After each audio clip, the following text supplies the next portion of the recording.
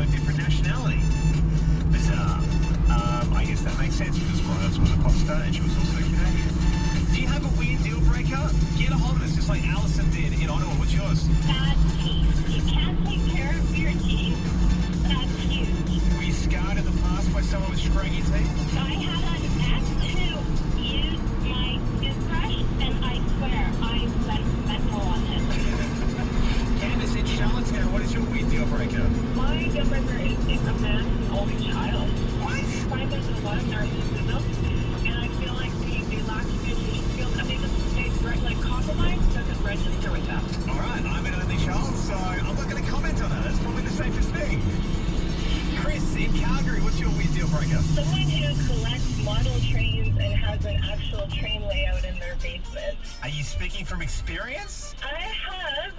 My ex-husband was very obsessed with model trains and trains in general, and he would have a layout in our basement. He would also go around and videotape actual live trains.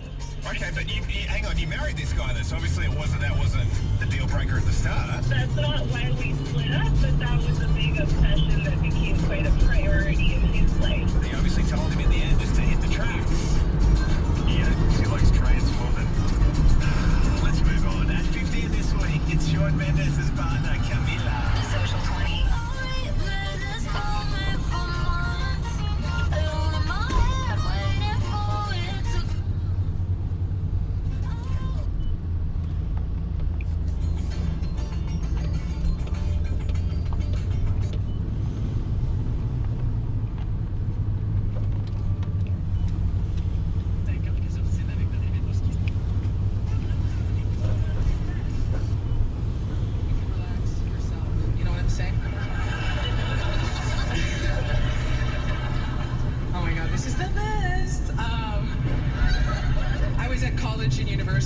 Doing my thing with my friend Phil, and the Because I'm a Girl campaign was canvassing. That group. They're very tenacious. Okay, so one of them catches up to us, and she's like, "Do you know about Because I'm a Girl?" And we're like, "Yeah, we do." And she's like, "Do you support us?" And I'm like, "Not right now." I don't have a big budge. You know what I'm talking about? And she's like, "Why?" She goes, "Because for $9, you can really change somebody's life." She's like, $9 isn't a lot over here, but over there, it goes a really long way. So then I was like, well, then maybe I should just go over there. Because what am I doing over here buying $9 tuna fish sandwiches? You know what I mean? When I can go over there, life has changed, And then I was thinking, I was like, where is over there? That's like so racist, like over there, send the word over there, that the first world's coming to save the third world from the mess we started over there. Guys, I'm Sandra Rodolini, thank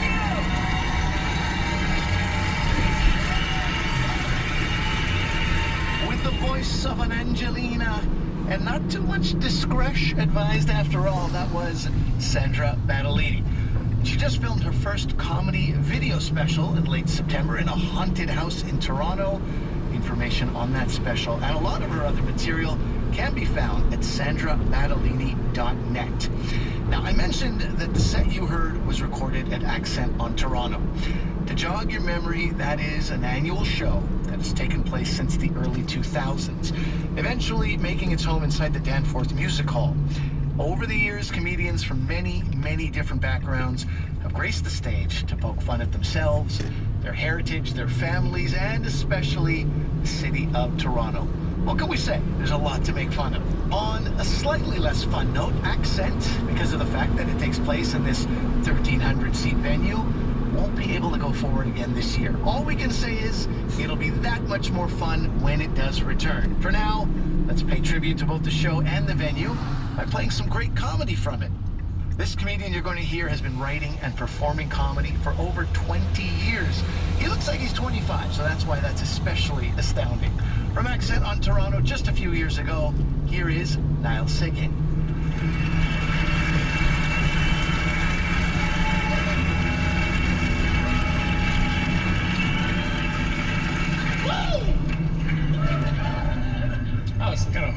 I'll sing to that. Guys, how's it going? Yeah! Sweet! Oh, great to be here. You like the pants? You like the pants? Wearing the skinny pants, the Queen Street hipsters got me. They got me. Went into the store, I was like, oh, do you have that shade but in normal? No. Only skinny pants. I was like, I bought like 10 sizes too big. Nope, still skinny. Because somewhere, someday, some designer said, we need an item of clothing that will remind women that men don't really work out their legs. We need some item that will really drive home the fact that it turns white people into like 7-year-old girls, but I wish it would stop. And you might say, oh, what? No, it's just white people. Asian people don't do this. I'll just be like hanging out and people like a white person will be like, oh my God, your hair. Oh my God. Can I your hair? Can I touch it? Can I? No, you can't touch it. I'm gonna touch it. I'm gonna touch it. I'm gonna touch it. Oh my God, it's so soft. It's so soft. It's like a downy sweater. Oh my God. I'm like, officer, was I speeding? Like, why is this happening?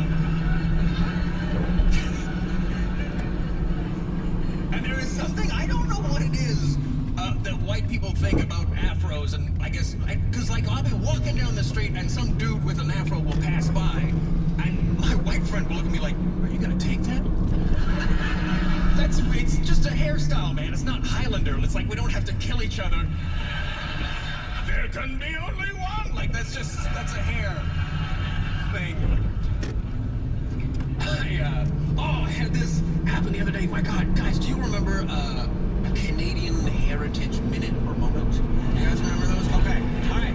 Okay, now let me ask, has anyone seen one in the past, like, few months?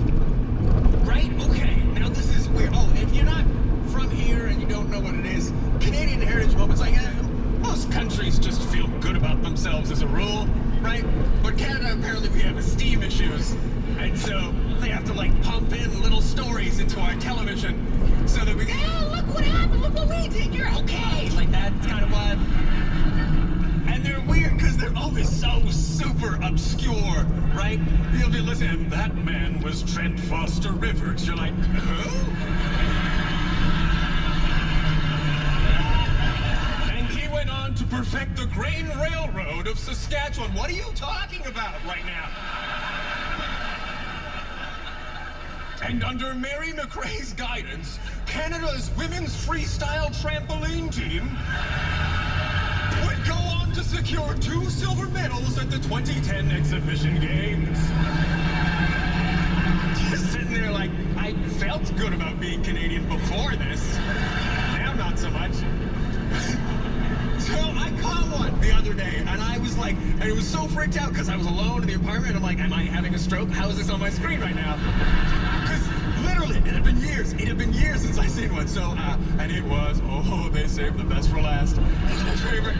It was about World War II, right? And they were talking about this squad or battalion or gaggle. I don't know military terms.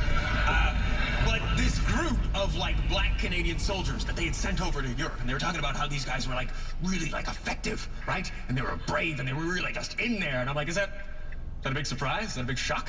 Were you really stunned by that? So to recap, you took a bunch of black guys living in North America during the 1940s.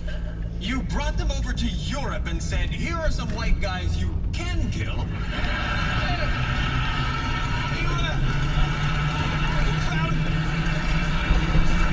They were enthusiastic, did you? No!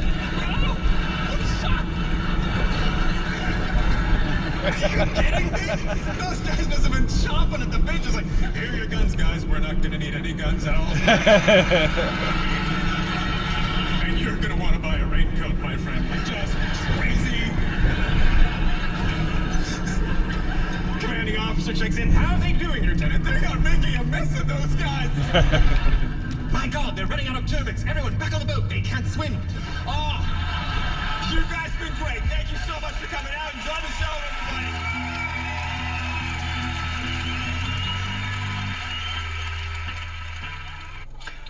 Canadian Screen Award nominee and 3-time Canadian Comedy Award nominee, that is Niall Seguin.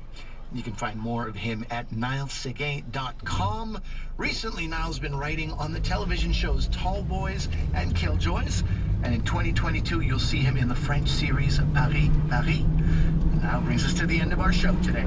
My thanks to the Danforth Music Hall and sound engineers Doug Doctor and Kyle Kulisevich. And a big thank you, as always, to my producer, Tracy Rideout. Thank you for listening to Laugh Out Loud. We come to your ears every week across Canada on CBC Radio 1, across North America on Sirius XM, and of course anytime, any place when you download the free CBC Listen app. My name is Ali Hassan. I'll see you again real soon.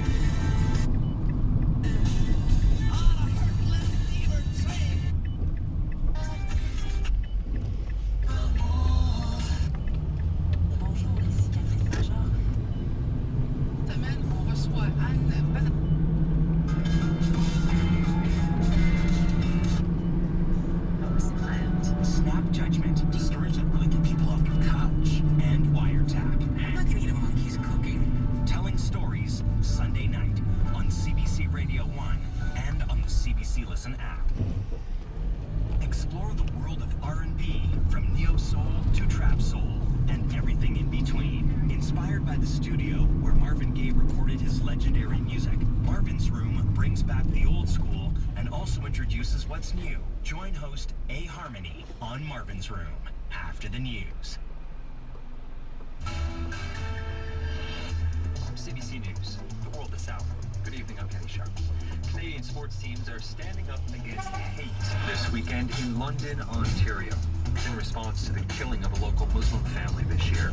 Deanna Subeck-Johnson has more. People of all backgrounds in London, Ontario are coming together again, this time not in grief, as 3 months ago when hate-inspired hit-and-run killed 4 members of the same family, but for a little fun. The Toronto Raptors are holding their annual open practice in the city. Fahuda Salam lining up for the game is bittersweet. I think as someone who personally knew the family that was attacked, I think it's really special to me personally. The game is not the Raptors' only gift to the city. Maple Leaf Sports and Entertainment is donating $250,000 to upgrade a recreational space in London. A local park with just a few basketball nets and a playground is one of the places considered for that facelift. Other professional athletes also want to show they're there for the City of London. The Toronto Maple Leafs alumni will play a charity game in the city tomorrow.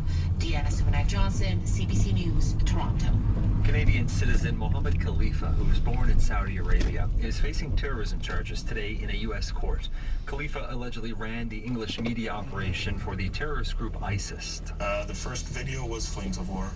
Producing violent English language propaganda videos, urging Westerners to travel to places like Syria and Iraq to fight for their